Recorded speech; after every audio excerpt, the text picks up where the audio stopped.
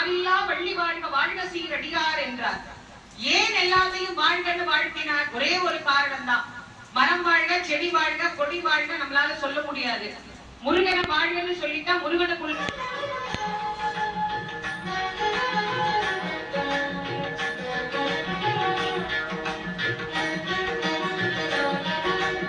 கந்த சஷ்டி பெருவிழா சூர சம்ஹார வைபவம் திருச்செந்தூரிலே மிகச்சிறப்பாக நடந்து கொண்டிருக்கிறது.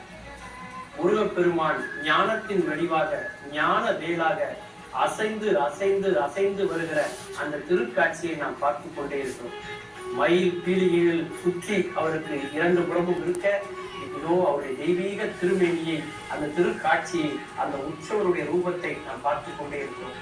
கோபத்தாலே, உக்கரத்தாலே, ஆணவத்தாலே யார் என்ன தவறை செய்தாலும் அவரை அழிக்கக்கூடிய ஒரு பெருமாளாக, நம்முடைய திருமாலாக நம்முடைய முருகப்பெருமானை நாம் பார்க்கிறோம். முருகப்பெருமான் சூரனை மட்டும் வதம் செய்தவர் அல்ல, மிகவும் ஆணவத்தோடு தெரிந்த நம்முடைய வேதத்தை படைத்த பிரம்மனையே சிறையில் அடைத்தவர் இல்லையா முருகப்பெருமான்? பிரம்மன் என்றால் என்று கேட்கிறார். படைக்கும் தொழிலை கூடிய ஓம் என்று சொல்லக்கூடிய பிரணவத்துக்கு பொருள் தெரியுமா என்று கேட்கிறார் முருகப்பெருமான். அதற்கு பதில் தெரியவில்லை என்று சொன்ன உடனே அவரை அந்த இடத்திலேயே சிறையில் அடைக்கிறார். அவருக்கு யார் தூண்டு வருகிறார் என்று பார்த்தால் சிவபெருமான் தான் தூண்டே வருகிறார்.